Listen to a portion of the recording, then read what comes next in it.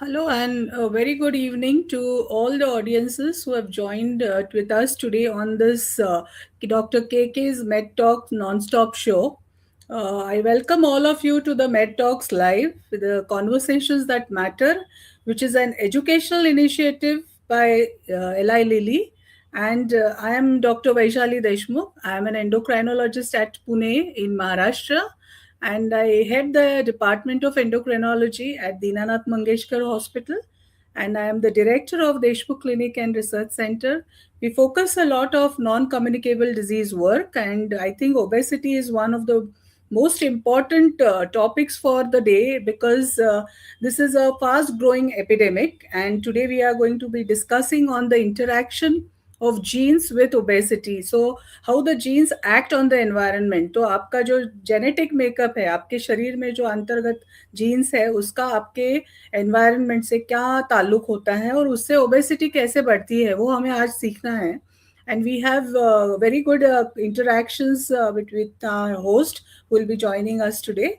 So we all know that whenever you compare two obese people, you realize that the person may not be eating a lot, the person may be exercising a lot, but even then the patient looks obese to you, or the person is not able to lose weight as good as. So you दो सहेलियां हैं, एक है जो दो रोटी खाती है, दूसरी भी दो रोटी खाती है, लेकिन एक का वेट बढ़ता है, एक का वैसे ही रहता है, and she is finding it difficult to lose weight in spite of trying efforts to cut down her diet. तो ये क्यों होता है? बिकॉज हर एक का जेनेटिक मेकअप अलग होता है एंड जीन्स अलग होते हैं. तो जीन्स क्या होते हैं?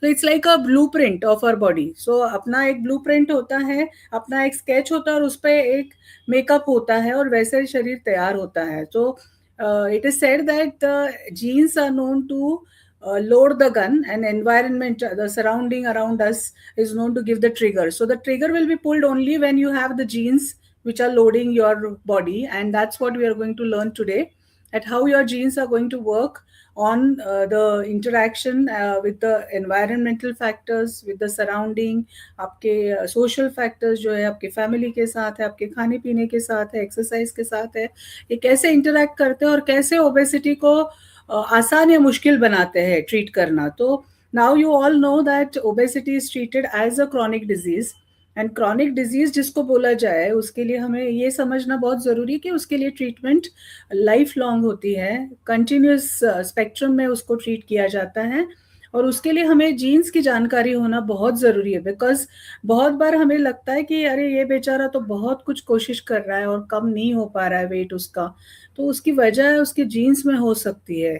सो now that we are understanding the genetic makeup of obese people, we know that we can help the patients better by treating the genetic problems or targeting them in a better fashion. So it gets smarter to treat obesity in lines of genes and the environment. So that's what we are going to read about today. But before I go to the interview or the topic per se, I would like to update you on certain key points in obesity.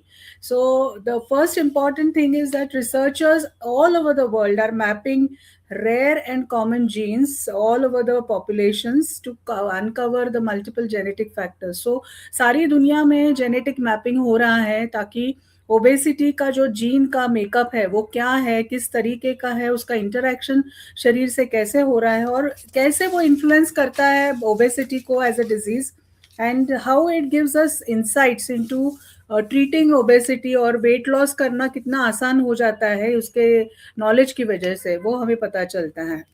दूसरी बात है कि large international analysis has found that there is a polygenic risk score. Polygenic risk score का मायना क्या होता है कि जो जीन्स होते हैं वो अलग टाइप्स के होते हैं. तो पॉलीजेनिक मीन्स बहुत सारे जीन्स होते हैं, तो उसका एक रिस्क स्कोर होता है.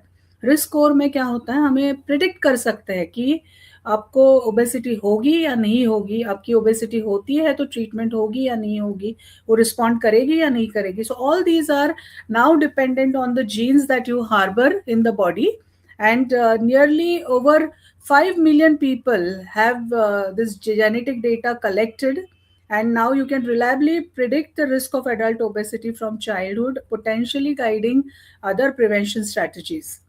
So that's a very important landmark discovery for obesity treatment. Now, scientists have also reported many genetic factors in different populations, but which are common soil. So, ऐसा है कि दुनिया में populations अलग है, लेकिन genes कहीं common होते हैं, जो common होने की वजह से they may respond to various medicines and drugs for obesity in a similar fashion. So, उसमें एक कॉमन यूनिवर्सलिटी होती है जिसमें वेट लॉस मेडिसिन सही तरीके से सब पॉपुलेशंस में काम कर सकते हैं. So that is one important thing, that देश प्रदेश और जाति पर जाति के हिसाब से आपके जीन्स बदलते हैं और कहीं पे जीन्स सिमिलैरिटी भी दिखाती है. Now, important article has been published in JAMA Cardiology, which says that once a week semaglutide significantly reduces the number of hospital admissions. तो ये क्या बताता है कि एंटी ओबेसिटी एजेंट है जो सेमाग्लूटाइड, हमें पता है, तो वो एजेंट जो है जिनमें इस्तेमाल किया गया उनमें हॉस्पिटल में जाने की जो नौबत है एडमिशन के लिए किसी भी वजह से वो बहुत कम थी. तो इसकी वजह यह थी because it is known to improve health and improve quality of life and well-being. So we need to understand that anti-obesity medications not only reduce weight, but they also help in improving the health of the person and well-being of the person, and that's why hospital admissions are known to be cutting down, and this benefits are much beyond heart protection and weight loss. So we need to understand that. Research also says that this is one interesting point, that eating meals in the day can help the people with high genetic risk lose weight better or maintain their weight loss better. So जो biological clock है, निसर्ग चक्र है, उसको जो लोग दिनचर्या के हिसाब से खाना खाते हैं, जो शाम को जल्दी खाना खाते हैं, हमारे यहाँ जैनिज्म में है, हिंदुइज्म में है कि शाम के बाद खाना नहीं खाया जाता है. So it's late evening meals are avoided even in our culture, and that has shown to be beneficial in patients who are at high genetic risk of obesity. So eating early meals in the evening is very good for health. That has been proven now. So I think a lot of interesting facts in obesity. We will be hearing more from Dr. Agarwal, who will be joining us soon.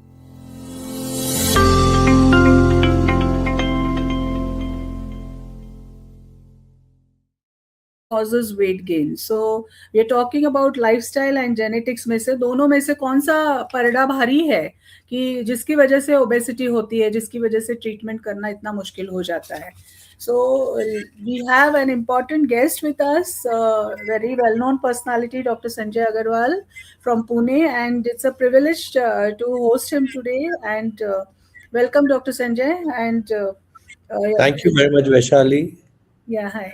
So nice to have you, and we are fortunate to be alumnus of the same institute. So glad to be again with you today. And Dr. Agarwal is the Secretary General of Research Society of for Study of Diabetes in India, which is the largest diabetes society professional body. And he's the director of Department of Diabetes, Obesity, Metabolic Diseases at Ruby Hall and Sahyadri Hospital, Pune. So we share the common city, common alumni. So I'm glad to have him today, and he's going to share with us decades of clinical experience, and his leadership has been very novel, and he's been a very encouraging person as far as the RSSDI growth has been seen over past few years. So we are truly honored to have him today with us to share his insights on this important topic of genetic versus lifestyle in obesity. So welcome, Dr. Sanjay. Thank you very much, Vaishali, for such an exhaustive introduction. But I think, forget the introduction, it's always a pleasure to interact with you. We both have common interests, and that's obesity. And, when we talk, we would love to explore new areas जहाँ से हमें पता लगे कि किस तरीके से हम पेशेंट पॉपुलेशन को हेल्प कर सकते हैं, हमारी अंडरस्टैंडिंग कैसे ग्रो कर सकती है, और फ्यूचर क्या है ओबेसिटी के बारे में. And is there a hope, is there a solution, और हम किस तरीके से पेशेंट्स को मोटिवेट कर सकते हैं कि उनकी वेट किस तरीके से कम हो और उनको वैसे रखा जाए. So I ask Vaishali to take over again. Yeah, so I think I would leave it to a very informal discussion between both of us. And of course, we expect a lot of audience questions also for this matter because it's a less spoken topic in obesity. So, coming to you on the person's weight, how much is the weight of a person determined by the genetic predisposition? तो jeans की वजह से कितना weight gain या कितना wait आदमी का तय होता है? See, the genes, there's different studies talk about different probability कि genes कितना determine कर दे. So there are studies which show almost 40% to 70% where you have, determination, where genes determine कि आपकी future weight क्या हो सकती है. And as you rightly pointed out earlier, the genes and lifestyle disturbances go together. You can't blame everything on the genes. All right. So you can easily get away with saying, I can't lose weight, blame it on my genes. And if I don't lose weight, I was born this way. So there's nothing I can do about it. No, it's not that way. The genes always, as you rightly pointed out, gives you the framework, right? But not everybody who's got the genes will tend to become fat. There has to be something additional to that genes that makes a person obese, right?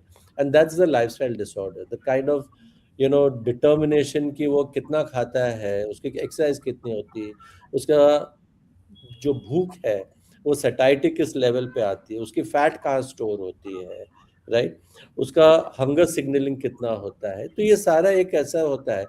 And I always tell people कि आप determine करते हो कि आपको कितना खाना है, आप कहाँ पे नो बोलना सीखते हो, right.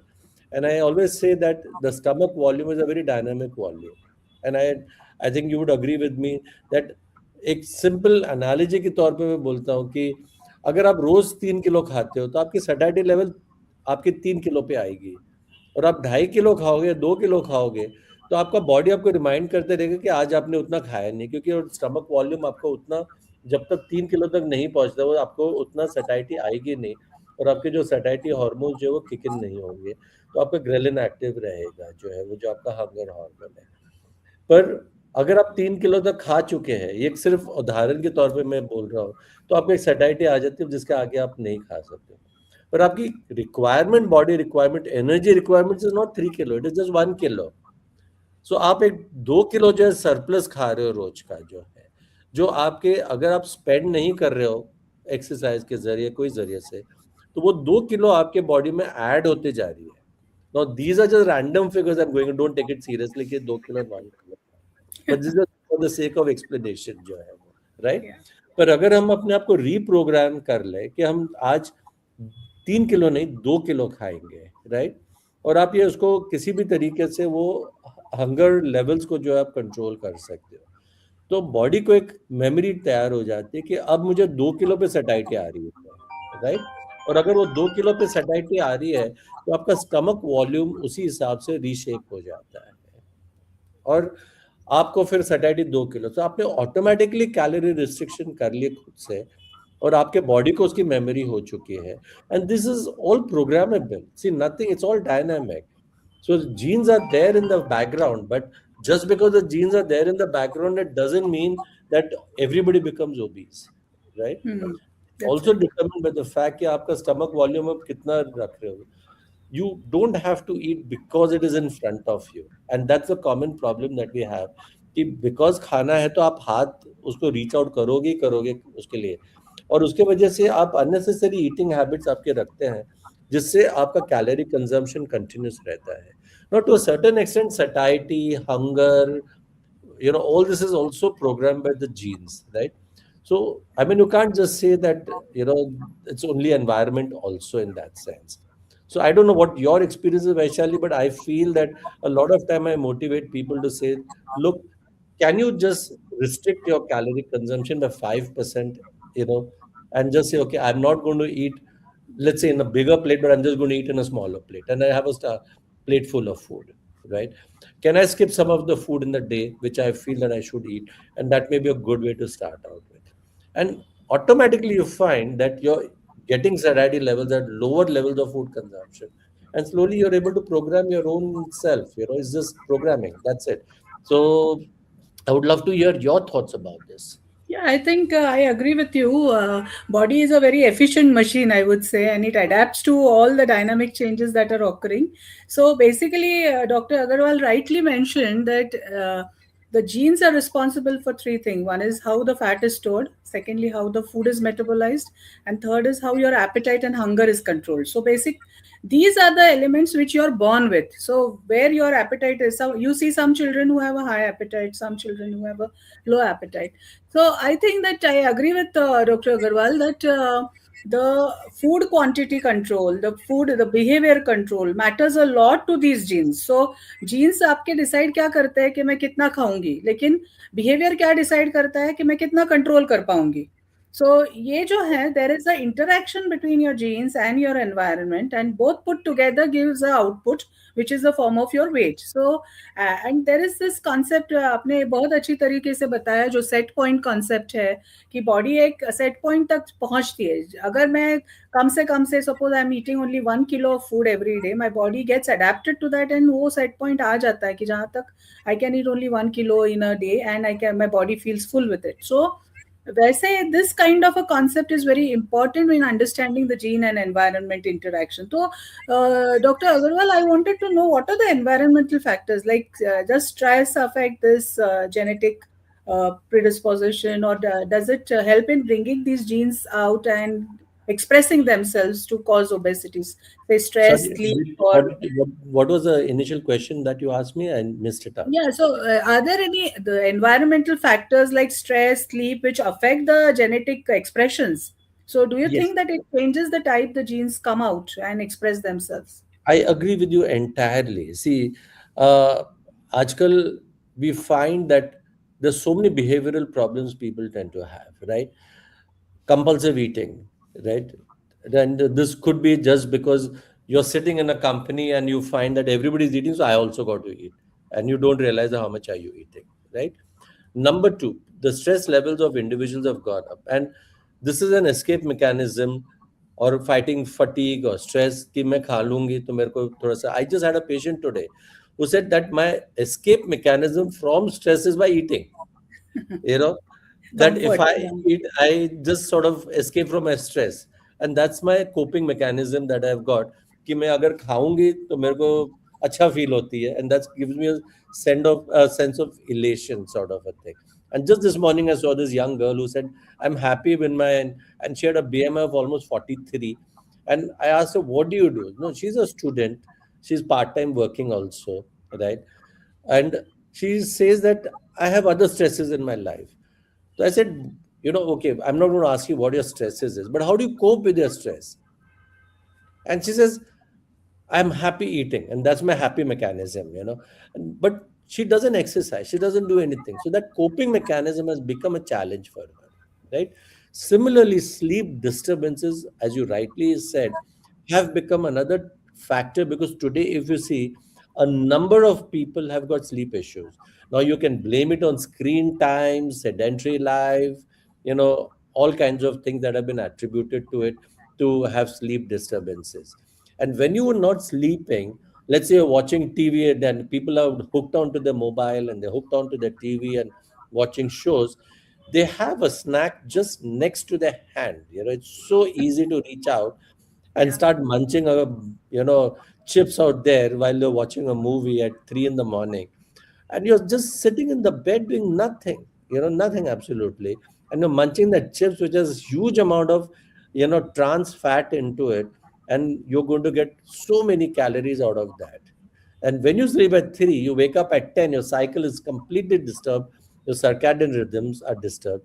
And we've got evidence to show कि आप circadian rhythms देखोगे तो आपका मेजर मील पोर्शन कहाँ पे आप खा रहे हो, दैट इज इम्पोर्टेंट. आप शाम की मील कितने बजे खा रहे हो, that is important. So they have shown that late meal versus early meal consumption in the evening, what is the impact on the weight that it has. So पहले हम, if you remember Vaishali, we've got a lot of people Jainism in our country, and they eat at 6 o'clock, Hmm. right? That's right. We today recognize it is so healthy to eat at 6 o'clock, and they don't eat anything after 6 o'clock, right? But today, if you look at the lifestyle, people come back from work, spend time with the family, watch a news or TV show, and eat at about 10 and 11 in the night, right? And there's studies to show that when you eat that late, it causes weight gain. When you eat early, there is a weight loss that tends to happen. And these are just circadian rhythms that are really responsible for it. So these are So sort of all. I'm sorry, I just want to come back to this question that how does hormones interact with the genes then?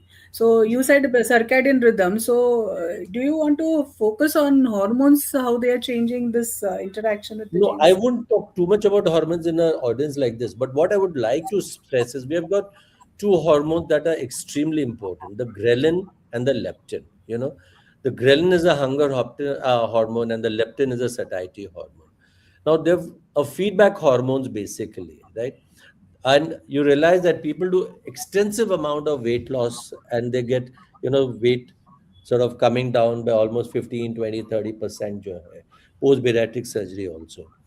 But why do they start gaining weight again? Most important is because the body's feedback mechanism, it doesn't like it, it kind of pushes back against the severe weight loss. And you have, a kind of a feedback mechanism that says that you need to eat more, because there's a relative sort of deficiency, nutritional deficiency, that the individual tends to have.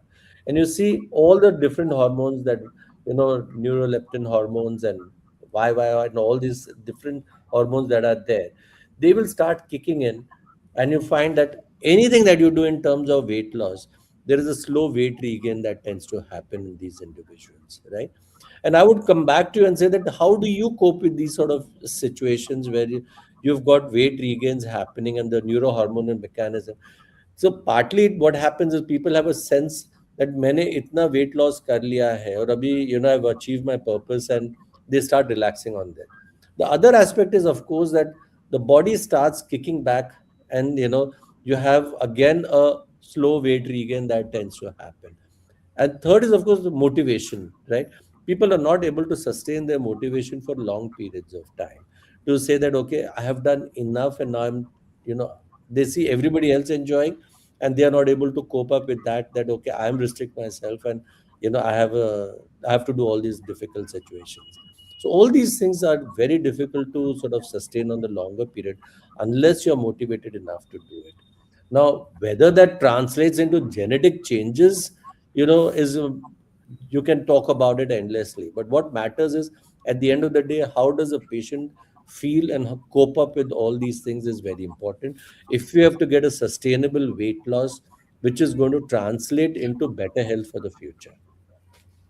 Yeah, so I wanted to ask you that suppose if I have a strong family history of obesity and I have a genes which are going to make me obese, is it impossible for me to lose weight with medications? What do So you I think? always say there are two types of obesity, and this is very simplistic terms that I'm really talking about, right? You've got generations who are obese in the family. It's very easy to recognize them. Secondly, you look at the individual. I ask them simple question: as a child, were you obese, or did you develop obesity in later life? So were you born thin, became big later on, or were you born big and then remain big? That's how it is. And how is your family tree? Are they all obese or are they thin? Right. So if you start very early, and then if you actually look at some of the theories, they go intrauterine also, to say that if you're sort of born thin and then become big later on, then your chances of developing diabetes and other non-communicable diseases becomes very high. And this is entirely nutrition environment in the uterus during the mother's pregnancy as such. Okay, so we're not going to go that far inside, right? But if you're born big and you're obese in the childhood, right? And let's assume the fact that you're not having a very bad lifestyle as a child, right? These are more of what we call as hyperplastic obesity, where there's more number of fat cells that an individual tends to have, right?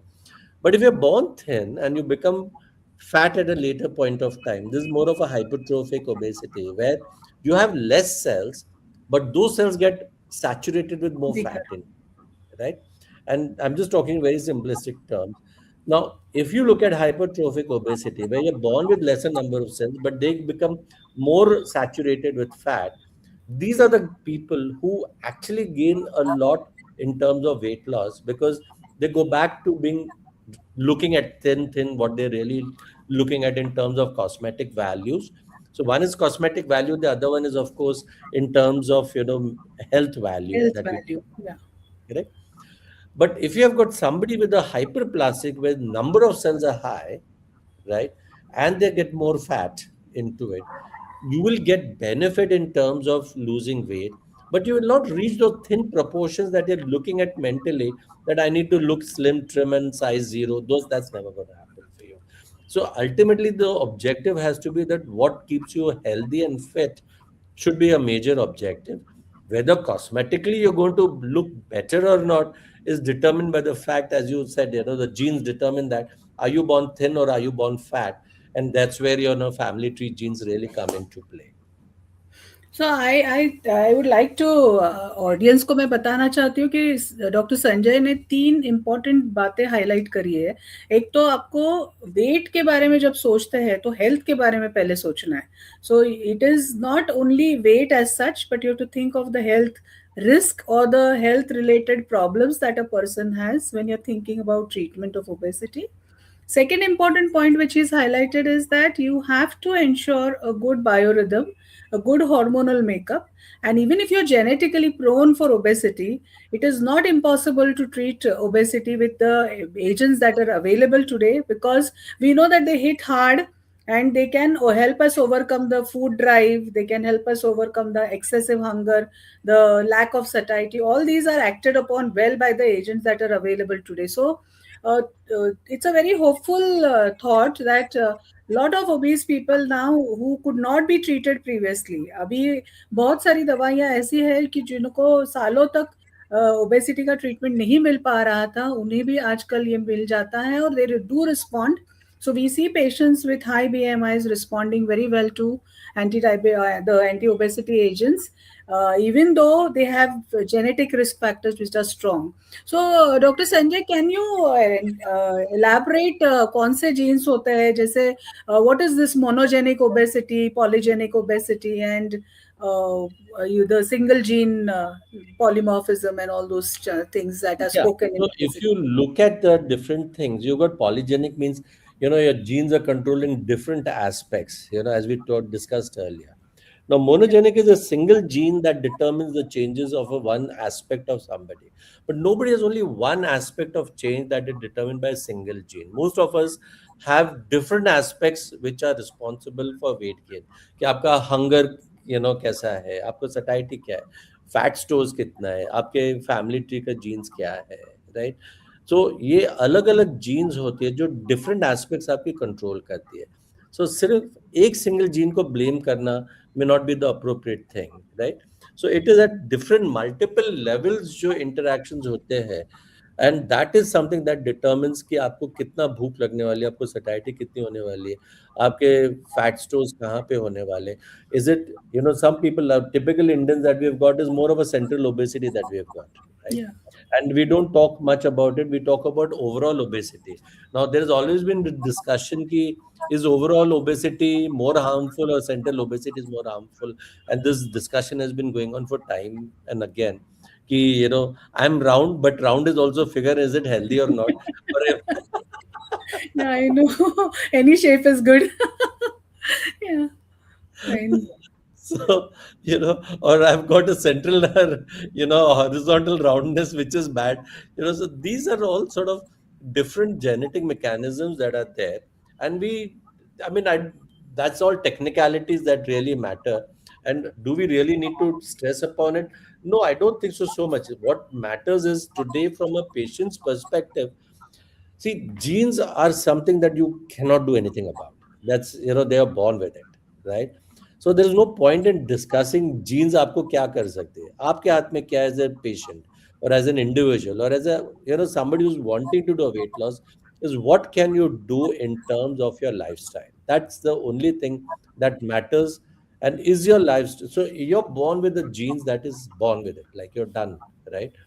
But आप अपने lifestyle को किस तरीके से control कर रहे हैं, जिससे आप अपना वेट को कैसे चेंज कर सकते हो, आपके risk for non community disease like blood pressure, diabetes, heart problem, stroke risk, all these things, how can you change it by a lifestyle change is most important from your point of view as a patient.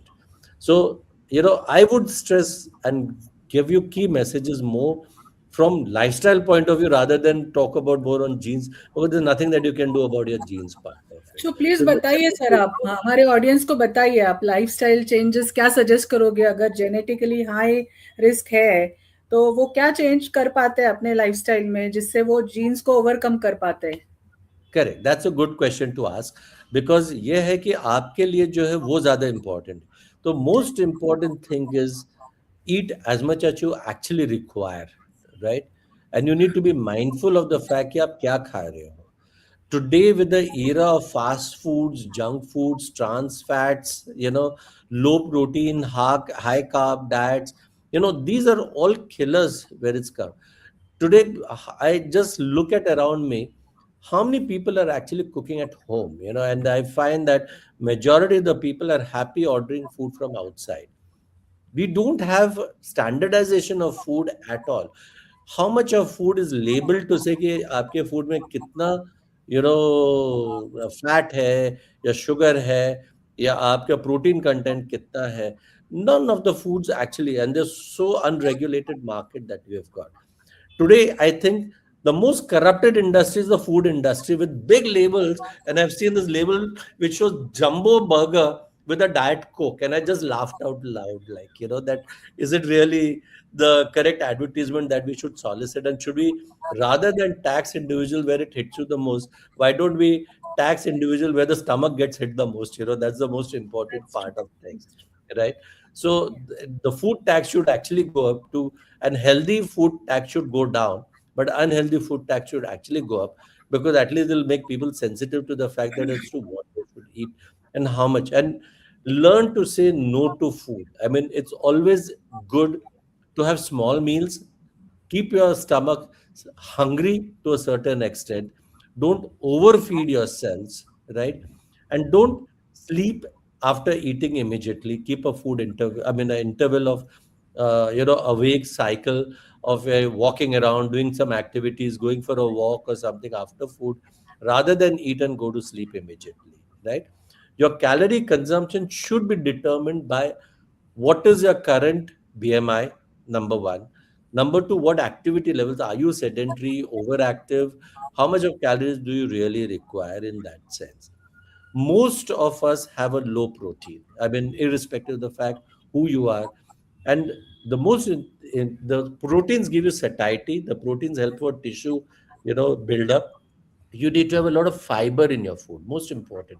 And I always tell the patients that, you know are you one of those large eaters or small eaters, because that again is very important. Some people have got large eating habits and they are just not able to stop eating, and you give them fiber, or you just give them, pre-meal something to eat, like they've been, just ask them to eat salads, sprouts, greens, even a bowl of, curd, dahi aap kha lijiye. You have a bowl of dahi, it gives you a sense of fullness. You've got a lot of proteins that come in from the dahi. You eat a bowl of sprout, right? You eat a bowl of salads, that gives you a sense of, fullness, and you automatically start eating less, all the bad food that is there. It binds your fats, it binds your carbs, and prevents it from getting absorbed, right? And the other thing is, of course, you burn out all this by a good level of exercise. So the people tell me I do 10,000 steps a day. I said, great, but that's not the exercise that I'm looking at, right? You have to have a mix of endurance, and you need to have strength training that you need to do. So you need to have at least half an hour, 45 minutes of endurance, like walk, jog, swim, cycle, whatever your life permits you to do. And you do half an hour of strength training with weight stretches, pulleys, resistance exercises. Now if you find dedicating 1 hour is difficult, you can break it down into different portions and do it as you can do it. Try and avoid motorized vehicles, learn to climb up, learn to walk, right? Your work habits and work exercise at work has now become a big thing, because rather than be stationary in one place, you become active in your workplace itself, is a good level of exercise that you can do. So I don't know if I'm talking too much, but I should hand this back to you, Vaishali. No, I think I'm, I'm engrossed in your talk, so that's good. So all our audience, हमें हमारे सारे audience को अभी पता चल गया होगा कि उन्हें lifestyle में क्या करना है. और what I realized from your sentences is that clean eating is a must. and a healthy movement is a must. So the two basic principle is healthy mind, mindful eating, clean eating, and then exercise. So all these actually are small terms, but they make a lot of meaning when we are thinking about lifestyle changes.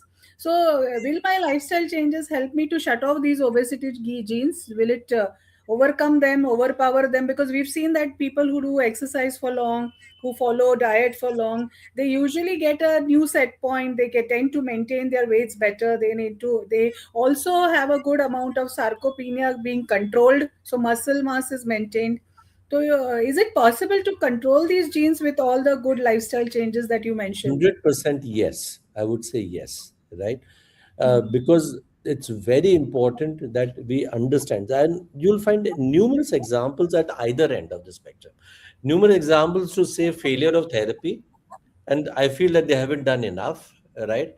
And numerous examples of really successful therapy at all age groups. I've seen not only in children, but even at the other extremes of age, where you've got elderly people who tend to become very, obese. They get sarcopenic. At that, that's the term I really love, because we feel, big people and they should be healthy, and we feel, No, no. but they have very small muscles and poor muscle health, and they are very sarcopenic in terms of power. And you have at the other extreme, mother feeding the child, fat is fit, that kind of a principle the mother has got for the child, and he keeps feeding the child without, realizing that how much harm that child is getting just by the continuous feeding that mother is feeling that, my child is not eating enough. So I think, that's a clear message that the mothers should get about their children. If feeding the child doesn't mean that you're making him more and more fit, I think you have to feed that guy less rather than more. Yeah. On this point, I remembered my teacher telling me that a person with a high muscle strength in the thigh lives the longest. So that sarcopenia, the importance of sarcopenia being highlighted right from those days when my teacher taught me. I think muscle is one thing which we tend to neglect, and as obese people, as obesity as a disease, we need to pay extra attention to our muscle mass.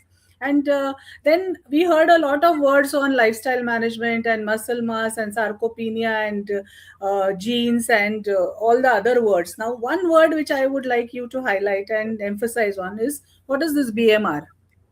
The BMR, Yes. my BMR is slow, my BMR is not increasing. My What do I do with that?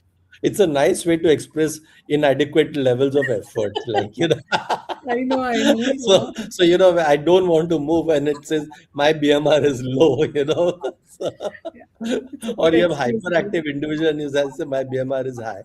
But yes, Yeah. I mean, it basically it's called as basal metabolic rate that we talk about, कि आपका body metabolism किस rate पे चल रहा है. Now, for example, I'll just give a disease stage where you've got somebody with a thyroid problem and they have a low BMR level, whereas somebody who's got a high thyroid values, they have a very high BMR rates. So with the low BMR rates, your chances of weight gain tend to get higher because you're not moving enough. Your body slows down and you're not really adequately moving. All your metabolism slows down, whatever you do. Whereas at a high BMR value, everything is working at a very fast pace. A person is very hyperactive. They tend to have, a lot of activity levels. They actually lose weight. Now, it depends on, are you looking at a disease state or a normal state, and a person where it is. But essentially, it just means a basal metabolic rate that we're talking in terms of body's metabolic shape up that you look at. So, BMR is also genetic dependent. Are To there a certain genes which extent, control the yes. metabolic rates Yes, also? to a certain extent, yes. Yes, So yes. that's what, इसी वजह से हम अगर वही खाना खाते हैं तो हर एक का मेटाबॉलिज्म अलग होने से ही उनके वेट अलग होते हैं. So this is the reason why उसकी साड़ी मेरी साड़ी से सफेद कैसे है, दैट काइंड ऑफ थिंग, कि वो कैसे पतली हो रही है और मैं कैसे नहीं हो रही हूँ. So that difference is probably because of the BMR differences, and we need to understand that genes play a lot of role in how you metabolize food, how your hormones are produced, how your hunger is controlled, and how your stomach feels full. So your genes are going to decide that. You It is better to accept that you have these kind of genes and then move on, as Dr. Sanjay rightly mentioned about the lifestyle changes. Work on it, hit hard so that the genes don't overpower the lifestyle changes. So I think that time has just flown. We've finished with 50 minutes of this talk time, and it's been so interesting talking to you. And I think we need to now summarize because we have last 5 minutes left. So I would like to you to just emphasize on the gut health and the gut bacteria. Where does it play a role in obesity, and Yeah, where so we can support it? microbiomes today has become a big catchword, and how kind of gut health is important in terms of digestion, in terms of we're talking about obesity, talking about so many other things in terms of gut microbiomes that we talk about. And today there is even digestive processes. We talk about gut bacteria that we have. Do we have healthy bacteria? Do we have unhealthy bacteria? And if you look at it, people are doing all kinds of bacteria that are being given by different routes to them, right from the you know transplant Yes. of fecal transplantation and all kinds of things that are being talked about. But the bottom line is nobody's proven anything about whether this really works or not work. It is good to talk, it's good in terms of science, but in terms of commercial practice, whether it really translates into benefits and how much of it is going to change your entire landscape of obesity and its problems is all questionable. I don't know what you look at it, but I look at it from a very questionable value. I think the bottom line is that you need to have a healthy gut to maintain your weight appropriately. So, whatever natural forms of probiotic you can afford to or take it into your meal and eat it in a very clean fashion, I think that's going to really help the gut health, because we know that gut is a mini brain, and it's a the gut neuroendocrine hormones play a lot of role in weight control. So I think that now I am due for the last question, which I want finally. What do you think? Is it genetic, or is it lifestyle, or both, or the interaction that finally decides the outcome? What is it? We'll I to me I feel that it is all in the mind. It's all up there.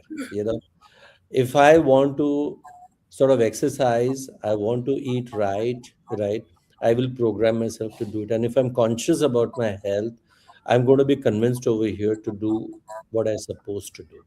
And if I'm not convinced enough, right, I may bark over the rooftops and do whatever I want, and I may put you through tons of therapies, and you may spend lakhs of rupees, and I may take all the possible therapies, right? It's not going to help till I'm motivated and convinced up here in the mind that I need it and I need to see that I follow it.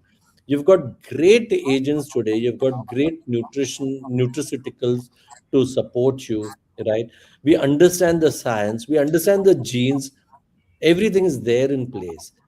The most important thing, you as an individual, how convinced are you to see that weight matters, and is really fat fit or is fat unfit, right? And if I'm convinced about it, I will do everything under the world to say that I'm going to ensure that my BMI stays in the right proportions so that I have longevity and a better quality of life. I agree with you wholeheartedly. I feel weight maintenance is a mindset. It's a now actually. If last week I had an interview where we spoke about obesity as a brain disease. So I think a lot of parts of the weight control and weight management depends on how your brain is geared to, how your mind looks at it, and how motivated you are in terms of your behavior. So I think I'm so glad that Eli Lilly is doing this in educational initiatives, because these kind of initiatives are going to help us uh, rule out the myths that are commonly seen in terms of weight loss, and also it is going to help us to treat each and every obese individual in the right fashion, so that the health and well-being of these patients are taken care of. So I thank Dr. Sanjay for that excellent. I would say rapid fire questioning and very extensive answering for a hour long period. And it's been wonderful talking to you, listening from you. And I look forward to having more such interviews with you. And thank you, KK Med Talks, for giving me this opportunity. And it's a pleasure being here with all of you, audience. And I thank all the audience to be logged in on a New Year's Eve. And I wish you all a very happy New Year to come. Thank you, Vaishali, but I must compliment you for being such an excellent interviewer. I think you were brilliant, absolutely, and I think you brought out aspects that people least think about. But I think because of your, probing questions, we brought out so many points that would be of value, to people to understand why somebody succeeds and why somebody fails. And I think, even if you can imbibe about 5% of this, it'll go a long way in terms of improving health. And I wish everybody, a very happy new year. It's been a pleasure, Vaishali, to, talk to you. Look forward to more such interactions. And thank you, with KK and with Eli Lilly and everybody who've been great hosts of this show. Thanks a lot. Thank you so much. Bye bye. Good night.